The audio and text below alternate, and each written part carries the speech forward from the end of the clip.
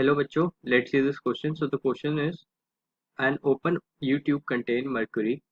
When 13.6 centimeter of water is poured in one of the arm of the tube, then the mercury rise in the other arm from the initial value is.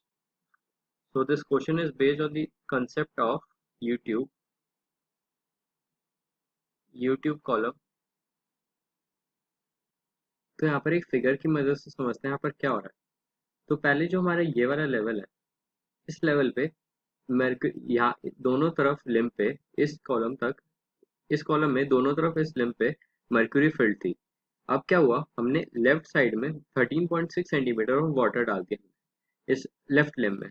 तो इसकी वजह से जो mercury column है left side पे वो Y distance नीचे move कर रही है.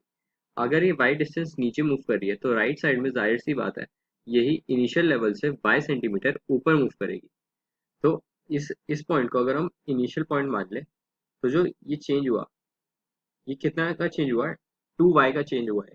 टोटल कितने का चेंज हुआ, 2y का चेंज हुआ. और हमें पता है जैसे कि इस पॉइंट पे अगर हम प्रेशर मान लें पी ए के, और इस पॉइंट पे अगर हम इसको प्रेशर एट पॉइंट बी मान लें, तो जो प्रेशर एट पॉइंट ए होगा वो प्रेशर एट पॉइंट बी के बराबर होगा, क्योंकि दोनों लिम्ब में जो प्रेशर है वो बराबर होते हैं, तभी जो जो लिक्विड है वो स्टेबल है. तो pressure at A is equal to pressure at B होगा. अब अगर हम पी की वैल्यू निकालें तो ये हो जाएगा रो जी एच. तो rho of water G into H कितना है यहाँ पर 13.6 सेंटीमीटर. आंसर हमें सीजीएस के यूनिट्स में दिया है तो यहाँ पर हम सब सीजीएस में ही रख रहे हैं.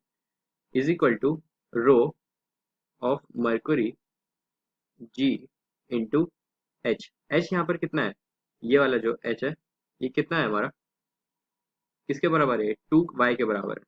तो 2y, यहाँ से जी कैंसिल हो गया.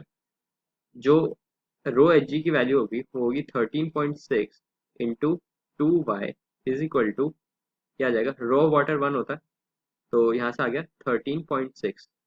तो यहाँ से 13.6 से 13.6 कैंसिल हो गया, और जो y की वैल्यू यहाँ जो निकल के आ रही है वो आ रही है 0.5 centimetre. So the final answer is option B, that is 0.5 centimeter. So hope you understood it well. Best of luck.